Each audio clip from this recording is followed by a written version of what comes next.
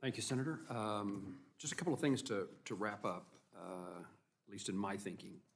You all have been kind to mention the bill I first introduced in 2019 in an earlier shutdown. This is not a unique circumstance. We've been through this before.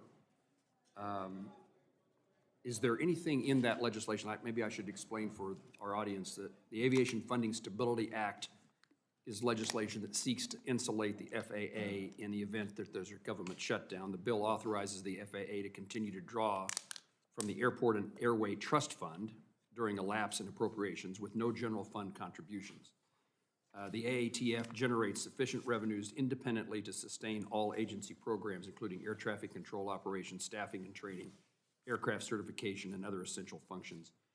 Any of you have suggestions of how we might improve that legislation? Are there things that, and if you don't have an answer today, you're welcome to provide an answer later, but if we are able to pursue the passage of this legislation, what are we missing, or what have we erred in any way?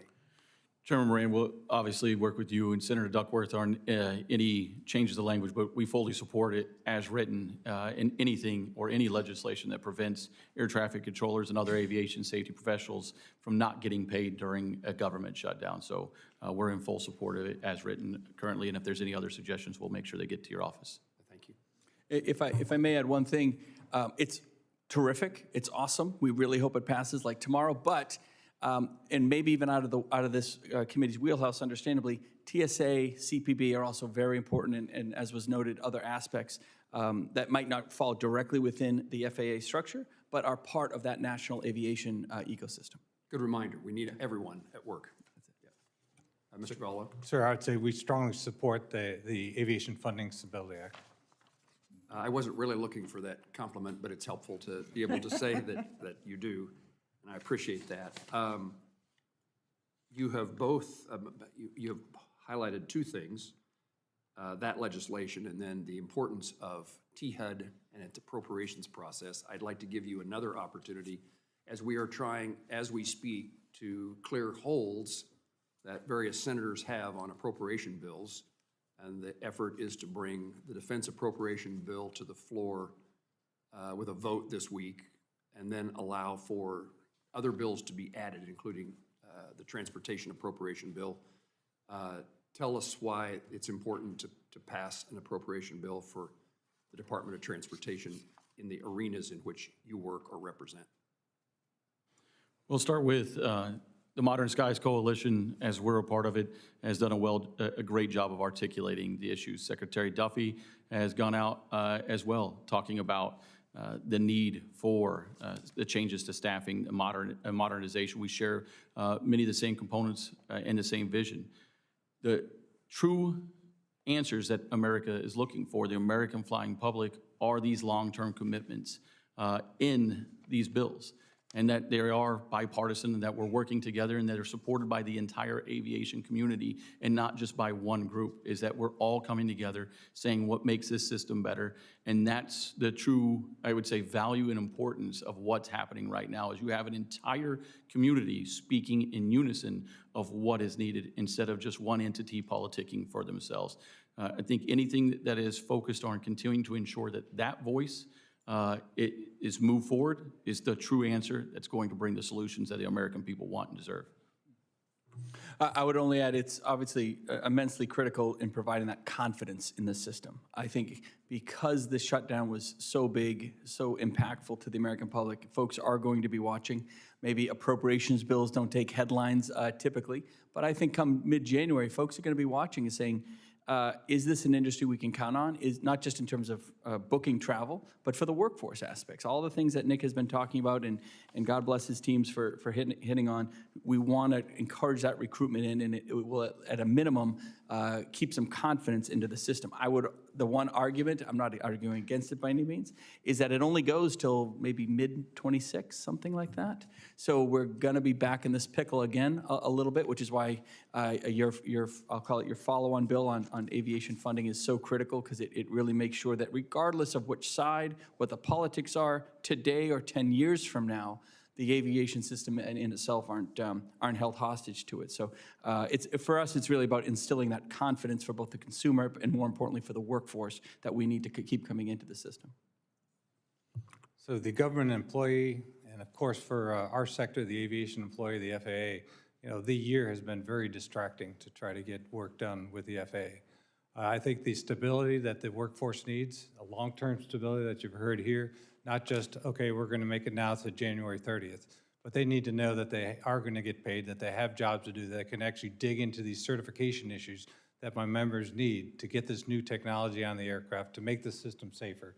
The Modern Skies Initiative that we're all members of, we want to see a great system out there that's able to support the new increased capacity, not reduced capacity that we had to show we can do here during the shutdown, but we want to get the eVTOLs of the future going. We want to get these new aircraft that serve the rural communities, the new capabilities that don't need the longer runways. So there's so much activity right now with aviation that, we want that momentum, and the passage of this bill right now, I think would be key for investment in the workforce of the future. Thank you. I'll express those views to my colleagues. I know that you will as well.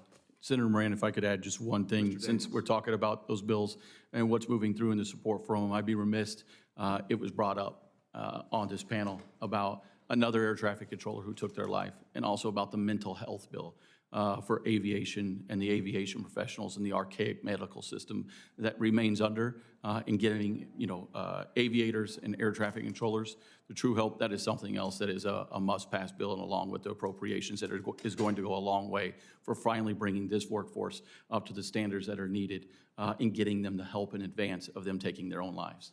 What's missing in doing that? The support of finally getting it passed through. It's out there, it's moving, and we're looking for everyone to support it. Thank you. I offer my condolences to the air traffic control community and the individuals involved in that death. It is unfortunate sometimes the circumstances of a tragedy is what motivates us to do our jobs better. And January 29th is a circumstance of mine, and I know that the families of those who died in that crash are in constant contact and encouragement to members of Congress, including me, about the importance of moving forward on the air traffic safety plan. We will do our part, and it's a reminder that you just gave us about things need to be long-term. It's not just fixing a problem for the moment, but that needs consistent attention and consistent appropriations and financial support, and I appreciate that reminder. It's always been my practice to give the witnesses of a hearing I chair the opportunity to say anything that they didn't have a chance to say, that they now thought of, they wish they'd have said. I find myself in that circumstance often, and maybe something I said that I wish I wouldn't have, and you can retract something if you'd like, but anybody want to make certain that there's something included in the record that they feel like they need to now say? I'd like to start with one thing first. Thank you for having us. Thank you for allowing us the opportunity to talk about the issues. I think what this is highlighted and this shutdown has shown in the aviation world is how fragile the system is. But there are some terms that get thrown around, and I would say quite loosely. The terms of calling out. Air traffic controllers have an extremely high record for showing up in the emergencies and crisis of this country. September 11th, a pandemic, 2 of the longest government shutdowns in history, and air traffic controllers showed up and stepped up day in and day out. But the term of art continues to be they're calling in sick. They were calling in with no money. They were calling in with not being able to put gas in their car. They were calling in with not being able to pay for childcare. Those are real issues, real Americans, real patriots that are doing everything they can. They don't want to see that burden on another air traffic controller. So while the term of art may be air traffic controllers are calling out, it's not in protest. We absolutely condemn any coordinated efforts to call out. And the reasons that you saw it in different locations around the country is because what you can't pinpoint is when somebody's life situation and money situation, and they're going to run out of it. Or when the stress, the pressure, and the fatigue of being perfect absolutely crushes them that day, and they need to take a moment before reporting to duty to just say, well, I'll give it my best. Air traffic controllers don't have the option to give it their best. They have the duty to be perfect. And anything that we can do to support them through this bill and not allowing them to be subjected as a political pawn again, we absolutely support, we absolutely endorse, and we absolutely need. Thank you, Mr. Daniels. Mr. Sununu? No, I would just say thank you, and thank you for the timeliness. I mean, we're just on the heels of it, and so the fact that you're moving so promptly instills a lot of confidence. Mr. Viola, we were concerned when we scheduled the hearing. We were perhaps expected that maybe the shutdown was still continuing and had some thought about whether the hearing still had merit after the shutdown concluded. And my conclusion was it did have merit so that we could learn from circumstances. Mr. Viola, anything? No, well, thank you very much for having us here today. I would like to say that, the Modern Skies Coalition and getting the money now, I mean, my time in the FAA, 2015, when we were trying to work forward to get to keep being a leader in aviation and being able to have these new vehicles that service society better. So keeping that momentum going with the $12.5 billion and getting the additional funding would be great.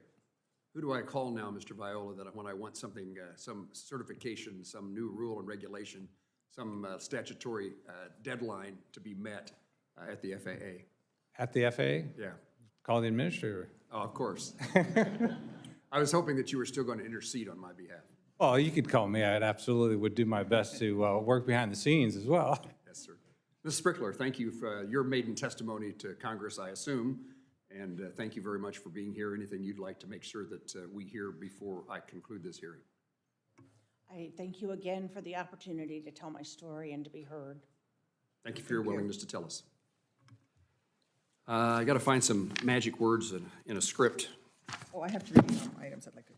Okay, yes, Senator Duckworth. Yes, Mr. Chairman, I'd like to request unanimous consent that the following documents be entered into the hearing record. A written statement of April Verrett, President of Service Employees International Union, a September 24th, 2025 letter from Kansas healthcare providers to the Kansas Congressional Delegation in support of extending enhanced premium tax credits, and a September 2025 Urban Institute and Commonwealth Fund health policy brief titled 4.8 million people will lose coverage in 2026 if enhanced premium tax credits expire. Without objection, those documents will be entered into the committee's record. Now, Enough time. you did. I should have just turned the page.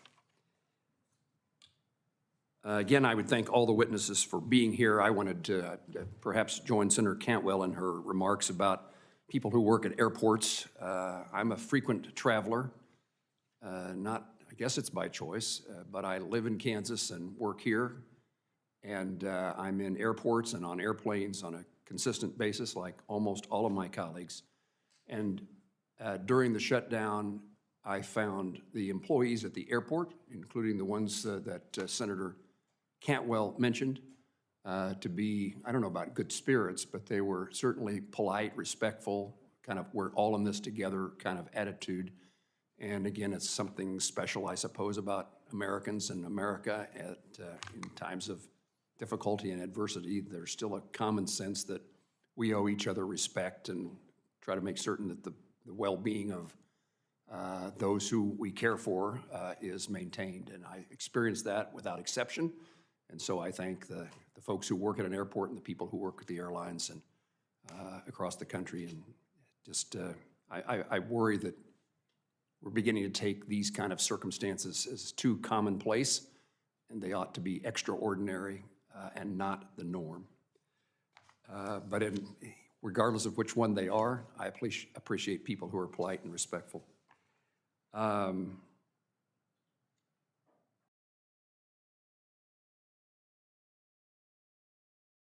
Let me see. Do I have something else I need to do on documents? Okay. There are documents from the Modern Skies Coalition, the National Business Aviation Association, Boeing Aircraft, and one for the American Society of Traveler Advisors that I would ask to be placed in the record, and without objection, I would do so. As a Kansan and someone that the state is hosting FIFA and the Olympics coming up, and as chair of the Congressional Senate Caucus on Travel and Tourism, we need the airlines fully operational and the travel industry capable of meeting significant demands, as many international travelers will be visiting the United States, including Kansas City, in the near future. I thank all of our witnesses for their testimony today. Senators on this committee will have until the close of business on November the 26th to submit questions for the record. And the witnesses will have until the close of business on December the 10th to respond to those questions. What that means is my colleagues and I may ask you questions in writing, and then if you would respond to those questions for the satisfaction of those senators and for the committee record by the December the 10th, that is what we would ask you to do. And that concludes today's hearing, and the committee stands adjourned.